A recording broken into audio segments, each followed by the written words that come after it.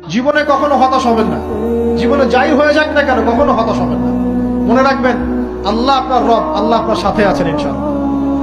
এই সমাজ আপনাকে যেভাবে শেখায়, কিভাবে শেখায়, এই যে স্কুল, কলেজ, ইউনিভার্সিটি, চাকরি, বিয়ে, সন্তান প্রতিপালন, আর তারপর ইন্না লিল্লাহি ওয়া ইন্না ইলাইহি রাজিউন, এই তো শেখায় নাকি? সবসময় মনে রাখবেন যে আল্লাহ রাব্বুল আলামিনের পরিকল্পনাই আপনার উপরে সবচেয়ে বেশি অগ্রাধিকার যোগ্য, সমাজের পরিকল্পনা নয়।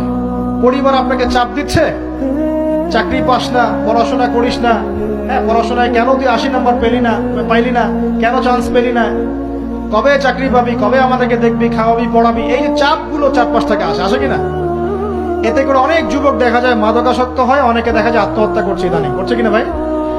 এই শব্দটা থেকে আমি এই পয়েন্টটা আজকে লিখেছিলাম যে ভুলেও আল্লাহর প্রতি বিশ্বাস এবং তাওয়াক্কুল হারাবেন না। সমাজ যেভাবে শেখায়, সমাজ চারপাশে যে চাপ আপনাকে দিচ্ছে, এই চাপে নিজে গা ভাসিয়ে দিবেন না। আপনি আল্লাহর কাছে দোয়া করবেন, আল্লাহর কাছে পথ চেয়ে নিবেন এবং আল্লাহর প্রতি তাওয়াক্কুল ভরসা করবেন, কখনো আত্মহত্যার পথ বেছে নিবেন।